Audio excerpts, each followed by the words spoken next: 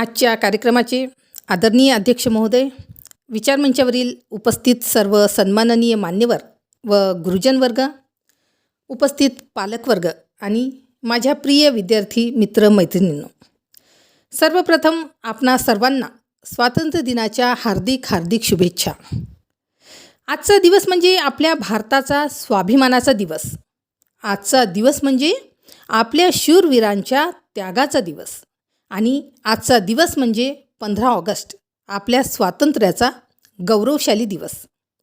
चला तर मग या पवित्र दिवशी त्या सर्व ज्ञात अज्ञात स्वातंत्र्य सैनिकांना कृतज्ञतापूर्वक अभिवादन करून मी माझ्या भाषणाला सुरुवात करते. आज मी तुमच्यासमोर उभी आहे त्या दिवसाच्या स्मरणार्थ, ज्यासाठी लाखो भारतीयांनी आपले तारुण्य अर्पण केले. हजारो क्रांतिकारकांनी फासावर हसत हसत प्राण दिले. असंख्य मातांनी आपल्या लेकरांचे बलिदान दिले आणि कित्येक कुटुंबांनी सर्वस्व गमावले. 15 ऑगस्ट हा केवळ दिनदर्शिकेवरील एक दिवस नाही, तो भारताच्या अस्मितेचा, स्वाभिमानाचा, त्यागाचा, बलिदानाचा आणि नवजीवनाचा दिवस आहे. आज आपण मुक्त आहोत. मुक्तपणे बोलतो, लिहितो, मतदान करतो, शिक्षण घेतो, स्वप्ने पाहतो. पण एक प्रश्न आपला स्वतःला विचारला पाहिजे, ही स्वातंत्र्याची पहाट आपल्याला सहज मिळाली आहे का? तर उत्तर असेल नाही. या पहाटेच्या मागे शेकडो वर्षांची गुलामगिरी, लाखो अश्रू, असंख्य बलिदाने आणि अटळ संघर्ष दडलेला आहे. एकेकाळी भारताला सोन्याची चिमणी म्हटले जात असे. आपल्या देशात संपत्ती होती, ज्ञान होते, विद्यापीठे होती, व्यापार होता, संस्कृती होती आणि जगाला दिशा देणारी जीवनमूल्ये होती. परंतु आपल्यातील अंतर्गत फूट आणि राजाराजांमधलं मतभेद याचाच फायदा परकीय आक्रमकांनी घेतला. इसवी सन 1600 साली इंग्लंडमध्ये ईस्ट इंडिया कंपनी स्थापन झाली. व्यापाराच्या निमित्ताने भारतात आलेल्या या कंपनीने हळूहळू राजकारणात हस्तक्षेप सुरू केला. 1757मधील प्लासीची लढाई आणि 1764मधील बक्सरची लढाई या दोन घटनांनी भारतातील इंग्रज सत्तेचा पाया मजबूत झाला. यानंतर ब्रिटिशांनी भारतीयांवर अन्यायाचे, शोषणाचे आणि आर्थिक लुटीचे साम्राज्य केले. भारतीय शेतकरी कर्जबाजारी झाला. कारागिरांचे उद्योग नष्ट झाले. भारतीय कापूस इंग्लंडला गेला आणि तयार झालेले कापड पुन्हा भारतात विकले गेले. दुष्काळात लाखो लोक उपाशी मरत असताना इंग्रजांनी भारतातील धान्य परदेशात पाठवले. आपल्या संस्कृतीवर, स्वाभिमानावर आणि आत्मसन्मानावर सतत आघात होत राहिले. पण भारतीयांच्या मनातील स्वातंत्र्याची ज्योत विझली नाही. इतिहासात 1857 हे वर्ष सुवर्णाक्षरांनी लिहिले गेले आहे. हे केवळ सैनिकांचे बंड नव्हते, हा भारताच्या स्वातंत्र्याचा पहिला जाहीर हुंकार होता. त्यांनी इंग्रजांविरुद्ध उघड बंड पुकारले. यानंतर संपूर्ण उत्तर भारतात क्रांतीची लाट उसळली. झाशीची राणी लक्ष्मीबाई रणांगणात तलवार घेऊन उतरली. मी माझी झाशी देणार नाही, हा तिचा निर्धार आजही प्रत्येक भारतीयाच्या मनात प्रेरणा निर्माण करतो. तात्या टोपे, नानासाहेब पेशवे, बेगम हजरत महल, कुंवर सिंग यांसारख्या अनेक वीरांनी इंग्रजांविरुद्ध प्राणपणाने लढा दिला. जरी हा संघर्ष अपयशी ठरला तरी त्याने भारतीयांच्या मनात स्वातंत्र्याची ज्वाला प्रज्वलित केली. इंग्रजांना प्रथमच जाणवले, भारतीयांना कायमचे गुलाम ठेवणे आता शक्य नाही. 1885मध्ये भारतीय राष्ट्रीय काँग्रेसची स्थापना झाली. प्रारंभीचे नेते संवाद, विनंती आणि घटनात्मक मार्गाने सुधारणा मिळवण्याचा प्रयत्न करीत होते. या काळात दादाभाई नौरोजी यांनी इंग्रजांची आर्थिक लूट जगासमोर मांडली. त्यांच्या ड्रेन थिअरीने ब्रिटिश साम्राज्याचा खरा चेहरा उघड केला. महादेव गोविंद रानडे, गोपाळकृष्ण गोखले, फिरोजशहा मेहता यांसारख्या नेत्यांनी शिक्षण, सामाजिक सुधारणा आणि राजकीय जागृती घडवून आणली. परंतु हळूहळू भारतीय जनतेच्या मनात एकच भावना प्रबळ झाली, आम्हाला सुधारणा नकोत, आम्हाला पूर्ण स्वातंत्र्य हवे. आणि मग भारतीय राजकारणात उदय झाला एका तेजस्वी सूर्याचा, लोकमान्य बाळ गंगाधर टिळक.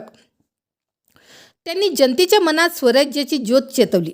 त्यांचा आवाज आजही भारताच्या इतिहासात घुमतो. स्वराज्य हा माझा जन्मसिद्ध हक्क आहे आणि तो मी मिळवणारच. ही केवळ घोषणा नव्हती, तो भारतीयांच्या आत्मसन्मानाचा रणशिंग होता.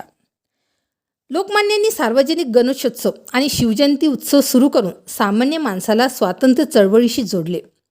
त्यांच्या केसरी आणि मराठा या वृत्तपत्रांनी इंग्रजांच्या अन्यायावर कठोर प्रहार केले. टिळकांनी भारतीय युवकांच्या मनात धैर्य, राष्ट्रभक्ती आणि संघर्षाची ज्वाला पेटवली. 1905 बंगालच्या फाळणीविरुद्ध संपूर्ण भारतात संतापाची लाट उसळली. याच काळात स्वदेशी चळवळीचा जन्म झाला. भारतीयांनी विदेशी वस्तूंवर बहिष्कार टाकला. परदेशी कपड्यांच्या होळ्या करण्यात आल्या. भारतीय उद्योगांना प्रोत्साहन देण्यात आले. स्वदेशी हा केवळ आर्थिक कार्यक्रम नव्हता, तो स्वाभिमानाचा, आत्मनिर्भरतेचा आणि राष्ट्रीय एकतेचा संदेश होता. सन 1915 दक्षिण आफ्रिकेतून भारतात एक साध्या वेशातील व्यक्ती परतली. अंगावर साधे धोतर, हातात काठी, चेहऱ्यावर विलक्षण शांतता, पण मनात लोखंडासारखा निर्धार. ते होते महात्मा मोहनदास करमचंद गांधी. गांधीजींनी भारताला एक नवे शस्त्र दिले, सत्याग्रह आणि अहिंसा. त्यांचा विश्वास होता की शस्त्राने जिंकलेली सत्ता तात्पुरती असते, पण सत्य आणि नैतिकतेने मिळवलेला विजय कायमचा असतो. चंपारण सत्याग्रह, खेडा सत्याग्रह आणि अहमदाबाद गिरणी कामगारांचा संघर्ष यातून गांधीजींनी सामान्य जनतेचा विश्वास जिंकला. त्यांनी देशाला शिकवले, अहिंसा ही भ्याडपणा नाही. अन्यायासमोर न झुकता सत्यासाठी उभे राहण्याचे सर्वोच्च ध्येय म्हणजे अहिंसा. मानवतेला काळीमा फासणारी घटना 13 एप्रिल 1919 पंजाबमधील जालियनवाला बाग येथे घडली. हजारो निष्पाप भारतीय शांतपणे जमले होते. कोणाकडे शस्त्र नव्हते, कोणाकडे हिंसेचा विचार नव्हता, पण जनरल डायरने कोणतीही पूर्वसूचना न देता गोळीबाराचा आदेश दिला.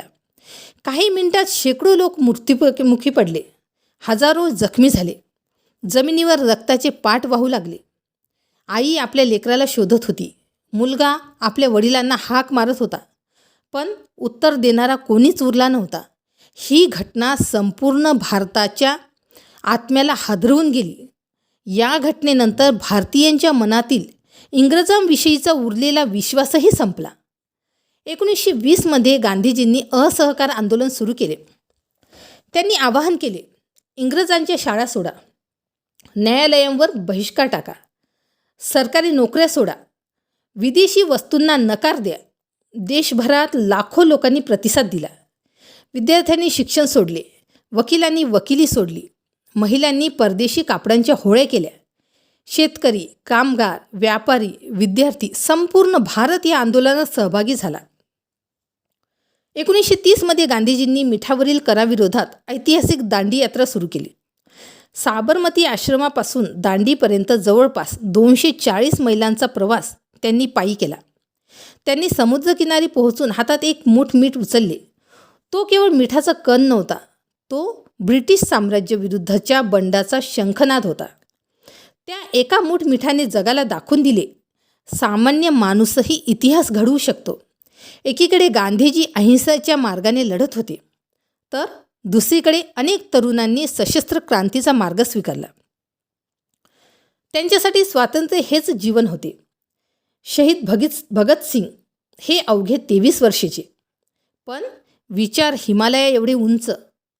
भगतसिंगांनी विधानसभेत बॉम्ब फेकला, हत्या करण्यासाठी नव्हे, तर बहिऱ्या सरकारला जागे करण्यासाठी.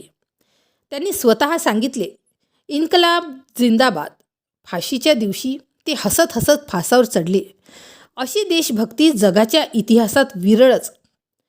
भगतसिंगाचे सहकारी राजगुरू आणि सुखदेव या तिघांनी हसत हसत मातृभूमीसाठी बलिदान दिले. त्यांच्या चेहऱ्यावर भीती नव्हती, त्यांच्या ओठांवर एकच शब्द होता, भारत माता की जय. तसेच चंद्रशेखर आझाद यांनी म्हटले, मी कधीही इंग्रजांच्या हाती जिवंत लागणार नाही. ही प्रतिज्ञा त्यांनी शेवटच्या श्वासापर्यंत पाळली. अल्फ्रेड पार्कमध्ये इंग्रजांनी त्यांना घेरले. शेवटची गोळी उरली तेव्हा ती त्यांनी स्वतःवर झाडली, म्हणूनच ते आझाद राहिले. भारतीय स्वातंत्र्य लढ्याचे धगधगते व्यक्तिमत्व म्हणजे नेताजी सुभाषचंद्र बोस. त्यांनी आझाद हिंद फौज उभी केली. त्यांची घोषणा आजही रक्त सळसळते. तुम मुझे खून दो, मैं तुम्हें आझादी दूंगा. दिल्ली चलो हा त्यांचा नारा भारतीयांच्या हृदयात ज्वाला पेटवणारा ठरला. स्वातंत्र्य लढा केवळ पुरुषांनी लढला नाही, भारतीय महिलांनीही अतुलनीय धैर्य दाखवले. सरोजिनी नायडू, अरुणा आसफ अली, कस्तुरबा गांधी, उषा मेहता, मॅडम भिकाजी कामा, दुर्गा भाभी आणि असंख्य महिलांनी तुरुंगवास सहन केला. गुप्त संदेश पोहोचवले, आंदोलनाचे नेतृत्व केले. स्वातंत्र्य लढा हा संपूर्ण भारतीय समाजाचा लढा होता. 1942मध्ये दुसरे महायुद्ध सुरू असताना गांधीजींनी मुंबईच्या गोवालिया टँक मैदानावरून ऐतिहासिक घोषणा दिली, करेंगे या मरेंगे, अंग्रेजो भारत छोडो. संपूर्ण देश पेटून उठला. विद्यार्थी, शेतकरी, महिला, कामगार सर्वांनी स्वातंत्र्य लढ्यात उडी घेतली. इंग्रजांनी हजारो लोकांना तुरुंगात टाकले, नेत्यांना अटक केली, पण आंदोलन थांबले नाही. प्रत्येक गावातून, प्रत्येक शहरातून, प्रत्येक तरुणाच्या हृदयातून एकच आवाज येत होता, भारत स्वतंत्र झालाच पाहिजे. दुसऱ्या महायुद्धानंतर ब्रिटिश साम्राज्य आर्थिकदृष्ट्या कमकुवत झाले. भारतातील जन आंदोलने, आझाद हिंद सेनेचा प्रभाव, नौदल बंड, कामगारांचे आंदोलन आणि स्वातंत्र्याची तीव्र मागणी यामुळे ब्रिटिशांना समजले, आता भारतावर राज्य करणे अशक्य आहे. ज्या भारतासाठी लाखो लोकांनी बलिदान दिले, ज्या तिरंग्यासाठी असंख्य वीरांनी फासावर हसत प्राण दिले, तो ऐतिहासिक क्षण अखेर जवळ आला. 14 ऑगस्टची मध्यरात्र. घड्याळाचे काटे 12 वाजताच एक नवीन सूर्य उगवणार होता. गुलाम भारत स्वतंत्र भारत होणार होता. 14 ऑगस्ट 1947ची मध्यरात्र. घड्याळाचे काटे 12 वाजले आणि अनेक शतकांच्या गुलामगिरीचा अंधार संपून भारताच्या इतिहासात स्वातंत्र्याचा सूर्य उगवला. 15 ऑगस्ट 1947. हा दिवस केवळ एका राष्ट्राच्या स्वातंत्र्याचा दिवस नव्हता, तो लाखो बलिदानांचे स्वप्न पूर्ण होण्याचा दिवस होता. त्या दिवशी पंडित जवाहरलाल नेहरू यांनी दिलेले ट्रिस्ट विथ डेस्टिनी हे ऐतिहासिक भाषण संपूर्ण जगाने ऐकले. दिल्लीच्या लाल किल्ल्यावर प्रथमच भारतीय तिरंगा दिमाखात फडकला. त्या तिरंग्यात केवळ 3 रंग नव्हते, त्यात शहीदांचे रक्त, मातांच्या अश्रू, शेतकऱ्यांचा घाम, क्रांतिकारकांचे साहस आणि संपूर्ण भारताचा स्वाभिमान दडलेला होता. परंतु तरुणांनो, स्वातंत्र्य मिळाले तरी राष्ट्रनिर्मितीचे कार्य तेव्हाच सुरू झाले. देशाची फाळणी झाली, लाखो लोक विस्थापित झाले, सांप्रदायिक हिंसाचारात असंख्य निरपराध नागरिकांचा बळी गेला. हा आपल्या इतिहासातील अत्यंत वेदनादायी अध्याय आहे. या घटनेतून आपण एक धडा घेतला पाहिजे. द्वेष देशाला कमकुवत करतो, तर एकता राष्ट्राला सामर्थ्यवान बनवते. यानंतर नवभारताच्या उभारणीचे महान कार्य सुरू झाले. भारताला राजकीय स्वातंत्र्य मिळाले होते, पण प्रत्येक नागरिकाला समान अधिकार मिळवून देणारी व्यवस्था आवश्यक होती. या महान कार्याची धुरा भारतरत्न डॉक्टर बाबासाहेब आंबेडकर यांच्या खांद्यावर आली. घटना मसुदीचे समितीचे अध्यक्ष म्हणून त्यांनी अथक परिश्रम घेतले आणि जगातील सर्वात मोठ्या लोकशाहीचे संविधान घडवले. 26 नोव्हेंबर 1949 रोजी संविधान स्वीकारण्यात आले आणि 26 जानेवारी 1950 रोजी भारत प्रजासत्ताक बनला. भारतीय संविधानाने प्रत्येक नागरिकाला समानता, स्वातंत्र्य, न्याय आणि बंधुतेची हमी दिली. आज आपण मुक्तपणे बोलू शकतो, लिहू शकतो, मतदान करू शकतो आणि आपल्या मतांची अभिव्यक्ती करू शकतो. हे सर्व संविधानामुळे शक्य झाले आहे. म्हणूनच स्वातंत्र्य इतकेच संविधानाचे रक्षण करणे ही प्रत्येक भारतीयाची जबाबदारी आहे. 1947मध्ये भारतासमोर अनेक आव्हाने होती. गरिबी, निरक्षरता, बेरोजगारी, दुष्काळ, औद्योगिक मागासलेपण आणि आरोग्याच्या समस्या. परंतु आपल्या शास्त्रज्ञांनी, शेतकऱ्यांनी, सैनिकांनी, शिक्षकांनी, डॉक्टरांनी, अभियंत्यांनी आणि सामान्य नागरिकांनी अथक परिश्रम घेऊन भारताला नव्या उंचीवर नेले. आज भारत अन्नधान्य उत्पादनात स्वयंपूर्ण आहे. भारताने अवकाश संशोधनात जागतिक ओळख निर्माण केली आहे. चांद्रयान, मंगळयान यांसारख्या मोहिमांनी भारताचा तिरंगा अवकाशातही अभिमानाने फडकवला. डिजिटल तंत्रज्ञान, उद्योग, शिक्षण, वैद्यकीय संशोधन आणि क्रीडा क्षेत्रात भारत सातत्याने प्रगती करत आहे. हे यश आपल्या स्वातंत्र्य सैनिकांच्या बलिदानाला खरी आदरांजली आहे. पण काही प्रश्न अजूनही उभे आहेत. स्वातंत्र्य मिळाले म्हणजे संघर्ष संपला असे नाही. आजही आपल्या देशासमोर भ्रष्टाचार, सामाजिक विषमता, अंधश्रद्धा, पर्यावरणाचा ऱ्हास, बेरोजगारी, महिलांवरील अत्याचार, व्यसनाधीनता आणि शिक्षणातील असमानता अशी अनेक आव्हाने आहेत. देशाचे भविष्य संसदेत कमी आणि वर्गखोल्यांमध्ये जास्त घडते. आजचा विद्यार्थी उद्याचा वैज्ञानिक आहे. आजची विद्यार्थिनी उद्याची न्यायमूर्ती आहे. आजचा युवक उद्याचा सैनिक, शिक्षक, डॉक्टर, प्रशासकीय अधिकारी, उद्योजक आणि राष्ट्रनेता आहे. म्हणून तुमच्या हातातील पेन हे केवळ लिहिण्याचे साधन नाही, ते भारताचे भविष्य घडवणारे सामर्थ्य आहे. मोबाईलचा उपयोग ज्ञानासाठी करा. स्वतःमध्ये प्रामाणिकपणा, शिस्त, मेहनत, वैज्ञानिक दृष्टिकोन आणि संविधानिक मूल्ये रुजवा. कारण देश बदलण्यासाठी केवळ सरकार पुरेसे नसते, सजग नागरिकही आवश्यक असतात. आज आपण भारताचा 80वा स्वातंत्र्य दिन साजरा करत आहोत. 15 ऑगस्ट 1947 रोजी आपल्या पूर्वजांनी ब्रिटिशांच्या गुलामगिरीतून देशाला मुक्त केले. परंतु आज आपण स्वतःला एक प्रश्न विचारला पाहिजे. राजकीय स्वातंत्र्य मिळाले, पण सामाजिक, शैक्षणिक आणि आर्थिक न्याय प्रत्येक नागरिकांपर्यंत पोहोचला आहे का? आज देशात अनेक तरुणांच्या मनात अस्वस्थता दिसून येते. विविध स्पर्धा परीक्षा आणि प्रवेश परीक्षांमधील अनियमितता, पेपरफुटीच्या घटना किंवा भरती प्रक्रियेत होणाऱ्या विलंबामुळे लाखो विद्यार्थ्यांच्या मेहनतीवर प्रश्नचिन्ह निर्माण होते. जेव्हा एखादा विद्यार्थी अनेक वर्षे अभ्यास करूनही परीक्षेच्या प्रक्रियेवर विश्वास ठेवू शकत नाही, तेव्हा त्याच्या मनात नैराश्य निर्माण होणे स्वाभाविक आहे. आज अनेक सरकारी शाळा, महाविद्यालये पायाभूत सुविधा, शिक्षकांची कमतरता किंवा इतर अडचणींचा सामना करत आहेत. दुसरीकडे खाजगी शिक्षण आणि कोचिंग संस्थांचे महत्त्व वाढताना दिसते. गुणवत्तापूर्ण शिक्षण सर्वांपर्यंत पोहोचले नाही, तर आर्थिकदृष्ट्या दुर्बल कुटुंबातील विद्यार्थ्यांसाठी संधीची दरी आणखी वाढू शकते. शिक्षण हा कोणाचाही विशेषाधिकार नसून प्रत्येक भारतीयाचा घटनात्मक अधिकार आहे. आपला शेतकरी आजही अनेक संकटांशी झुंज देत आहे. अन्नदाता सुखी असेल तरच राष्ट्र समृद्ध होईल. लोकशाहीची खरी ताकद ही सरकारचे अंधसमर्थन करण्यात नसते, तर शासनाला विधायक प्रश्न विचारण्यात असते. लोकशाहीमध्ये नागरिकांनी प्रश्न विचारणे, सूचना करणे आणि शांततापूर्ण मार्गाने आपली मते मांडणे हा घटनात्मक अधिकार आहे. त्याचबरोबर प्रशासनानेही नागरिकांच्या भावना संवेदनशीलतेने ऐकून संवादातून मार्ग काढणे आवश्यक आहे. लोकशाहीमध्ये निवडणुका केवळ वेळेवर होणे पुरेसे नसते, त्या स्वतंत्र, निष्पक्ष, पारदर्शक आणि सर्वांना समान संधी देणाऱ्या असणेही तितकेच आवश्यक असते.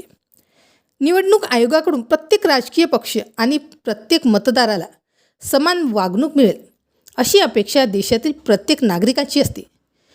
जेव्हा आयोगाच्या निर्णयाबद्दल समाजात प्रश्न उपस्थित होतात, तेव्हा त्या प्रश्नांची पारदर्शक आणि विश्वासार्ह उत्तर मिळणे लोकशाहीच्या दृष्टीने महत्त्वाचे असते. तसेच न्यायव्यवस्था ही सामान्य नागरिकाची शेवटची आशा मानली जाते. न्यायालयांबद्दल जनतेचा मनात विश्वास असणे ही कोणत्याही लोकशाहीची सर्वात मोठी ताकद आहे. त्यामुळे न्यायदान केवळ निष्पक्ष असणेच नव्हे, तर निष्पक्ष असल्याचे समाजाला स्पष्टपणे जाणवणेही आवश्यक आहे. जेव्हा न्यायव्यवस्थेच्या निर्णयांवर सार्वजनिक चर्चा किंवा टीका होते, तेव्हा ती घटनात्मक आणि कायदेशीर मर्यादित राहून होणे आवश्यक आहे. कारण न्यायव्यवस्थेवरील विश्वास हा लोकशाहीचा आधारस्तंभ आहे. प्रसारमाध्यमांना लोकशाहीचा चौथा स्तंभ म्हटले जाते. माध्यमांची भूमिका कोणत्याही एका पक्षाची बाजू घेणे नसून सत्ताधारी असोत किंवा विरोधक दोघांनाही समान निकषांवर प्रश्न विचारणे, तथ्य जनतेसमोर मांडणे आणि जनहिताच्या मुद्द्यांना प्राधान्य देणेही आहे. पत्रकारितेचे खरे सामर्थ्य सत्तेची स्तुती करण्यात नसून सत्याचा शोध घेण्यात आणि जनतेचा आवाज बनण्यात आहे. आज आपण स्वातंत्र्य दिन साजरा करताना स्वतःला एक संकल्प करूया. आपण जात, धर्म, भाषा आणि पक्षीय भेद विसरून शिक्षण, विज्ञान, संविधान, सामाजिक न्याय आणि राष्ट्रीय एकात्मता यांना सर्वोच्च स्थान देऊया. असा भारत घडवूया जिथे कोणत्याही विद्यार्थ्याला पेपरफुटीची भीती वाटणार नाही, कोणत्याही शेतकऱ्याला अन्याय सहन करावा लागणार नाही आणि कोणत्याही युवकाला आपल्या भविष्याबद्दल निराश व्हावे लागणार नाही. शेवटी डॉक्टर बाबासाहेब आंबेडकरांनी दिलेला संदेश लक्षात ठेवूया. शिका, संघटित व्हा आणि संघर्ष करा. हा संघर्ष हिंसेचा नव्हे तर ज्ञानाचा, संविधानाचा, सत्याचा आणि लोकशाही मूल्यांचा असला पाहिजे. याच विश्वासाने मी माझे भाषण संपविते. जय संविधान, जय भारत. भारत माता की जय. भारत माता की जय. भारत माता की जय. धन्यवाद.